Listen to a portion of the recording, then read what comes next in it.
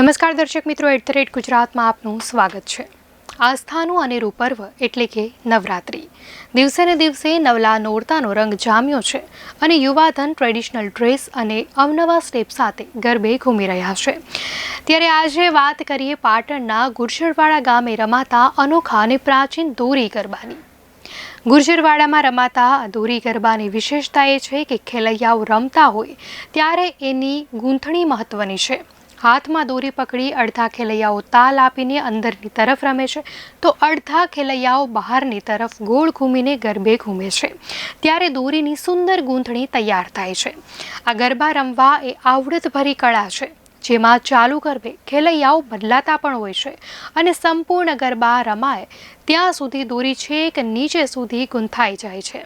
એ ગૂંથણી છોડવા માટે પણ પાછું ગરબે ઘૂમવું પડે છે।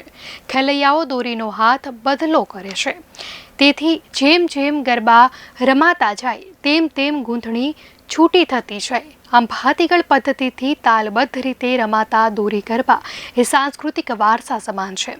પાટણના ગુર્જરવાડામાં હજુ પણ આ સુંદર દોરી ગરબાની પરંપરા સચવાયેલી છે અને દર વર્ષે આ ગરબા રમવાની પરંપરા જળવાઈ રહી છે। અહીંના ખેલૈયાઓ દર વર્ષે નવરાત્રિ દરમિયાન અમુક દિવસે દોરી ગરબા અચૂકપણે રમે છે, જેથી આ પરંપરા પેઢી દર પેઢી જળવાઈ રહે। જોકે નવા ખેલૈયા અને અજાણ્યા લોકો માટે દોરી ગરબા રમવા એ ખૂબ જ અઘરા છે। દોરી ગરબા 8, 12 કે 24 દોરીના રમવામાં આવે છે, જે એક ગોળ પાટિયામાં ઘડિયાળના આંકડાની જેમ થોડા થોડા અંતરે બાંધવામાં આવે છે। પાટિયાની ઉપર મધ્ય ભાગે લોખંડનું કડું લગાવાય છે, જેને દોરડા વડે મેદાનમાં ઊંચે બાંધી દેવાય છે।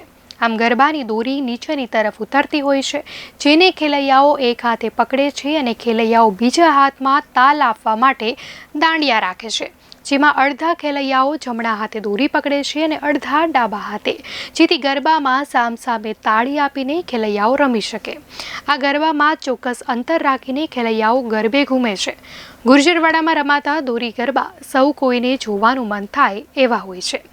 દેશી ઢોલના તાલે અને સ્થાનિક ભજનીક દ્વારા ગરબા ગાવામાં આવતા હોય છે, એટલે કે ગ્રામ્ય વિસ્તારમાં ગવાતા અને રમાતા ગરબાની ઝલક આજે પણ શહેરી વિસ્તારમાં જોવા મળી રહી છે।